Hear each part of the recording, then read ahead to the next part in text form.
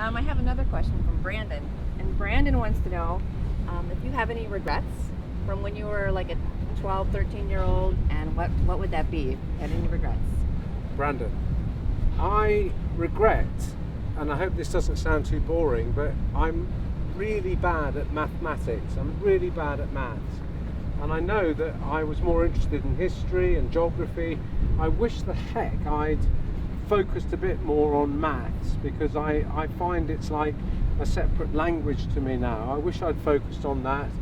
And I don't really regret much else, actually. I think I could have been maybe worked a bit harder on some of the things that didn't interest me. All right. And then there was also, when you were younger, since you wanted to go to Antarctica from a young age, did your parents, were they okay with that? Did they support you and encourage you? Well, I'm number 7 in the family, so when you're number 7, your parents are sort of like whatever, right? But my brothers and sisters were hugely supportive of me. I'm not saying my mum and dad weren't, but I think they were too exhausted by life by the time I came along. So I had huge support from my brothers and sisters, and they basically said to me, very important thing, Rob, if you're going to do this, do it. Don't talk about it, do it. And then Maya wanted to know, is there any advice you could give middle school kids, 12, 13-year-old kids, how to do scary things that are scary and hard for them to think about doing? What advice can you give them? Well, Maya, always be safe. Don't go crazy and say, I'm going to do all these amazing things and take risks. But you can do really exciting things without being dangerous. And the most important thing is not to do it on your own at that age, ever. So you go with people who know what they're doing, you listen to what people are saying, and you start off with possibly a slightly smaller thing, and then you move to a bigger thing, but you work always with people who know what they're doing. It's that same old thing, Maya. Don't do this alone at home. It's not a good idea. Be safe, be careful. Okay. So kind of along that same thing, did you do, before you did your big adventure to Antarctica and your big trip, did you do small trips and small excursions? I did, yes. I think that when you walk to both poles, it's a huge thing, and if you don't do it right, you don't come home, you're going to die. So I didn't want to die, so I went to go and work for the British government in Antarctica. I met lots of people, I did small mountains, then slightly bigger mountains, I trekked around Iceland. Yes, lots of small steps to get to the big step, and that was to become that first person to walk to both poles. Okay. And this is from a question, Amanda. What's the best adventure you've ever had? And it doesn't have to be the Antarctica, just anything in life. Well, look, Amanda, it's a great question.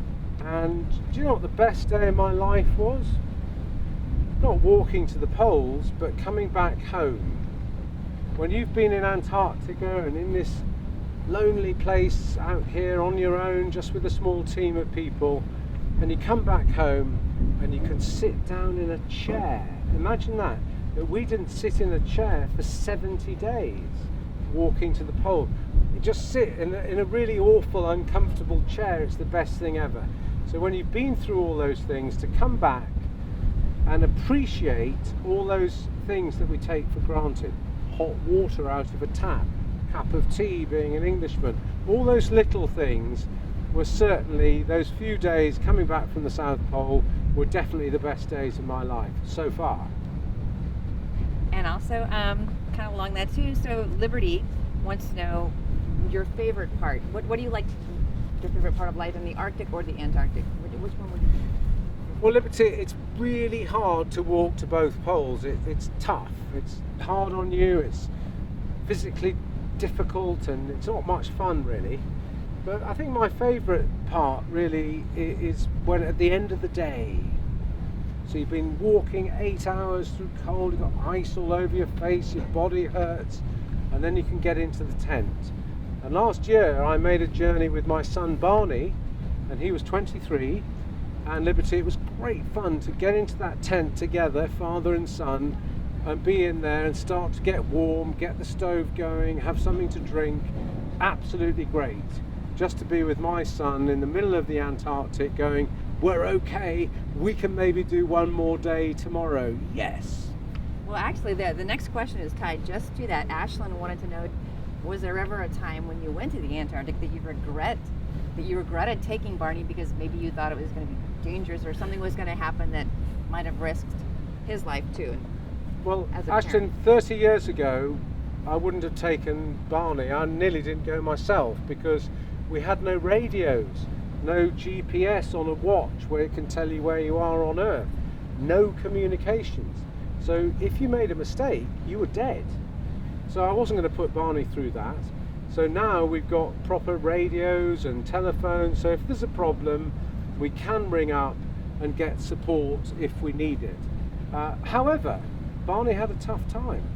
His toes got cold, he nearly lost some toes from frostbite.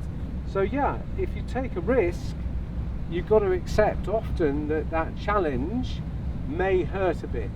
But I'm happy to say that Barney's in good shape now and he's fine. You don't do these things and it's easy.